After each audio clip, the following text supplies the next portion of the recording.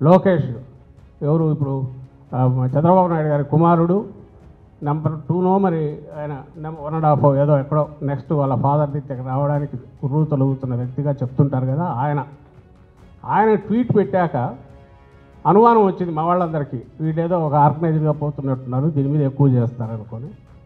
So నిజంగా ఎవరన్నా ఇదే అయ్యారేమని సాక్షి మీడియా అప్పుడే దానికి సంబంధించి స్టేట్మెంట్ ఇచ్చింది, ప్రకటన చేసింది. ఛానల్కి ఇది ఎలాంటి సంబంధం లేదు, ఇలాంటి వాటిని ఎంకరేజ్ చేయము, దానికి సంబంధించి ఖండిస్తున్నాము. అండ్ అది ఆయన వ్యక్తిగత అభిప్రాయం అయినప్పటికీ అది కరెక్ట్ కాదని అప్పుడు చెప్పాము. మా స్టాండ్ ఇప్పటికే సాక్షి మీడియా స్పష్టంగా స్క్రీన్ మీద బిగ్ బ్రేక్ కింద పెద్ద స్టేట్మెంట్ ఇచ్చింది. ఆ అనలిస్టు జర్నలిస్ట్ కృష్ణరాజు ఆయన స్టేట్మెంట్ ఇచ్చాడు.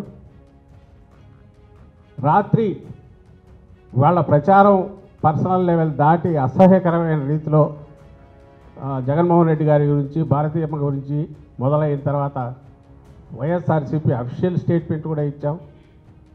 ఇది పార్టీకి సంబంధం లేదు, సాక్షి మీడియా ఆల్రెడీ ఇది చేసింది, ప్లస్ అతను ఇచ్చాడు.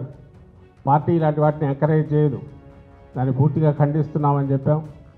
ఇలాంటి వాటికి స్కోప్ ఇవ్వకూడదని చెప్పాం. దయచేసి దీని ఇంతటితో వదిలేయండి అని కూడా చెప్పాం. ఇది 7వ తేదీ జరిగింది.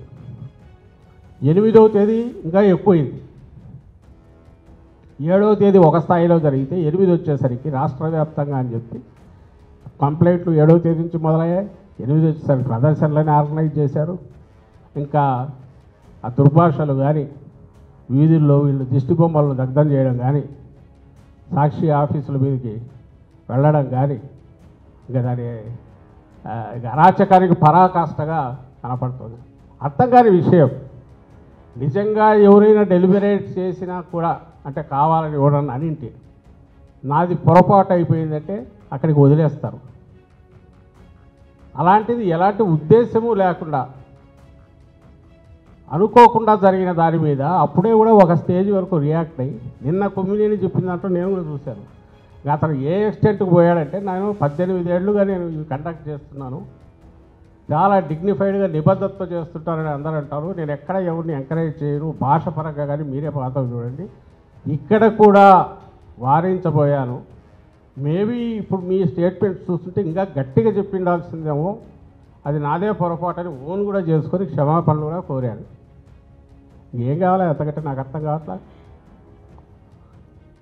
ఎవరు మొండిగా ఏది ఇది మళ్ళీ చెప్తున్నా, ఇది కృత్రిమంగా ఆర్గనైజ్ చేసిన వాళ్ళతో నడుపుతున్న ప్రదర్శనలు ఇవన్నీ. They are not natural. సహజంగా ఎవరికో కోపం తన్నుకొని వచ్చినవి కాదు. ఎందుకు కాదు అని అంటే ఆ దాంట్లో ఉద్దేశం లేదు, అది ఒక ప్రచారం కింద ఎవరు మార్చుకోలే, దాని జనం కూడా ఎవరు పట్టించుకోలే. మీ తెలుగుదేశం పార్టీ వాళ్ళు అక్కడ ఉన్న కొద్దిమందిని ఆర్గనైజ్ చేసి, లేదా రాష్ట్ర వ్యాప్తంగా ఆర్గనైజ్ చేసి అధికారంలో ఉన్నారు కాబట్టి తప్పుడు కేసులు పెట్టి హెరాస్ చేయడానికి దీన్ని వాడుకుంటున్నారు.